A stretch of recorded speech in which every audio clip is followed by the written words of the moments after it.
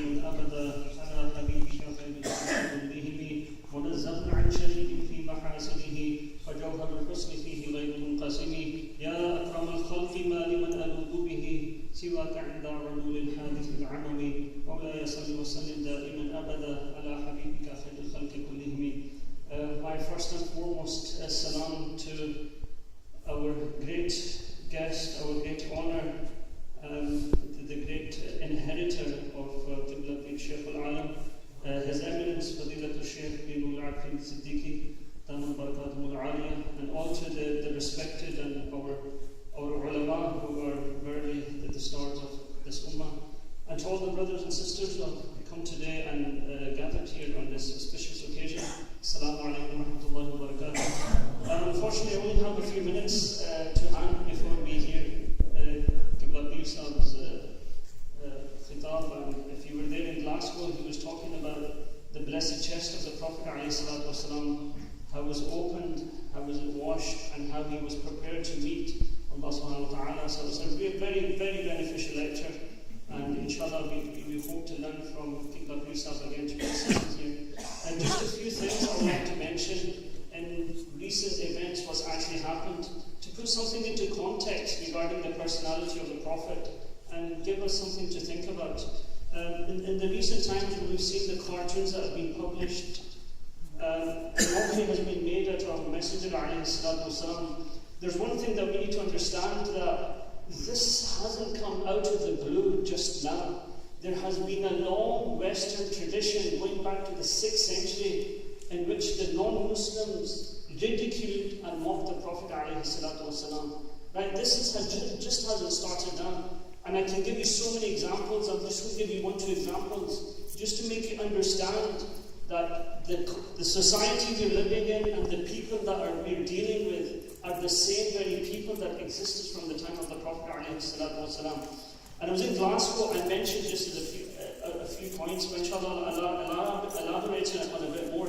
In the 12th century, when the French and the British were going to fight for the crusade against the Muslims, they had wrote a song called the Song of Roland. It was written in French against the Muslims, and in which the French at that time, the non-Muslims, they wrote that these idol worship, talking about the Muslims, that these idol worshippers, when they have any time to stop, they take out the image of Muhammad and they worship Muhammad in front of them.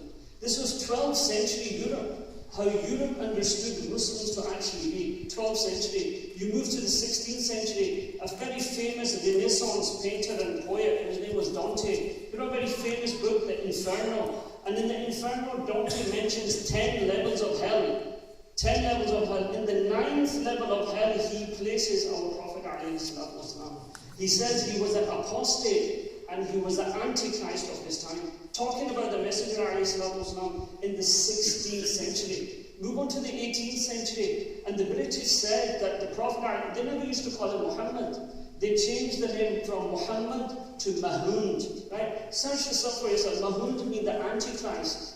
And they said that the Prophet was an Antichrist who had made stories up from himself.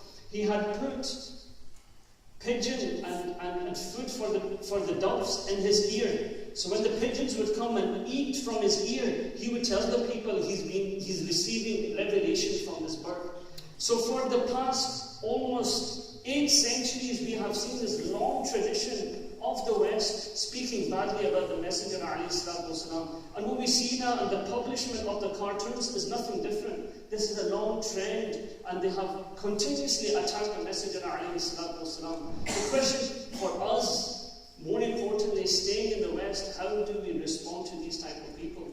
Right? Sitting here, how do we respond to them? Do we go and burn effigies and flags? Do we do that? Or do we just sit down and say, what's the reaction that we need to do? And the ulama will tell you better. But one reaction that we've seen is whenever these people have insulted the Messenger, the Muslims have stood up and they have noticed, and their love for the Prophet ﷺ has increased. People from the streets who don't even read namaz, when they are told that the status of Muhammad ﷺ is being attacked, they would come to the mosque and defend the Prophet ﷺ. This is the reaction we need to see, and these stereotypes we're continuously going to see see it from the West. It's under the pretext of freedom of speech. But the long history has told us there's always been this animosity towards the Prophet ﷺ. Why? Because he was born from Sayyidina Ismail. Bani Israel and the prophets that came from Sayyidina Ishaq, the Jews and the Christians were happy. But then when they realized Ismail, who was to them a slave from Hajara, how can a prophet be born from such a progeny? And still today they cannot accept that. But for us, and the question for us is, how do we react in this time in living in the West? How do we react? And one of the reactions that we can is to assess ourselves and to establish the strong connection of the Prophet ﷺ. And the best way this is happening now is in the form of Mawlid. In the form of Mawlid, we are coming and we connect to the Prophet ﷺ. These blind people have never seen the messenger. If you ask Abu Lahab how did the messenger look, he would probably describe the same way that they are saying it today. Because you needed the basira, you needed the light of Iman to physically see the Prophet ﷺ. Can we see the Prophet now? Of course we can. And I'll share with you something very interesting. Imam Suyuti in his Fatawa, he mentions that أخبرني الثقات من أهل الصلاح, that people of great authority and tasawwuf have told me أنهم شاهدوا عليه الصلاة والسلام, that they have witnessed and they have seen the Messenger عليه الصلاة والسلام when عند قراءة مولد الشريف صلى الله عليه وسلم. They have seen the Messenger when they have sat in the majlises of Mawlud al-Sharif وعند ختم القرآن والحديث, and when finishing the Quran and finishing the Hadith, they themselves have witnessed and seen the Prophet عليه الصلاة والسلام. Imam Sha'arabi, one of the great famous Sufis of Egypt, he said, I saw the Messenger with my own eyes over 75 times. And many times when I was stuck in issues, I would go and consult with the Messenger ﷺ. These people had seen the physical beauty of the Prophet ﷺ. They had seen the Messenger ﷺ with his eyes. And we too today, we have come to this gathering for only one thing, to reconnect with the Prophet ﷺ. You let these guys publish their photos and whatever they want to write in their books, but the Prophet ﷺ's dhikr and his status is continuously going to be increasing. So we do dua that Allah subhanahu wa ta'ala gives us tawfiq to attend more of these mahafil. We give tawfiq and we pray that Allah subhanahu wa ta'ala gives more time to spend our time in the company of these blessed ulama. And lastly, I would like to thank our very dear Dr. Johan Saab for giving me the opportunity and always showing me love and giving me encouragement wherever I am. We pray, we do dua, Allah subhanahu wa ta'ala makes this mosque a beacon of light for the people of Edinburgh. And Edinburgh is a very tough place because I come here to teach and we understand the challenges here. Allah subhanahu wa ta'ala turn everyone's hearts toward the Ahl Sunnah and to the shuyukh of the Ahl Sunnah.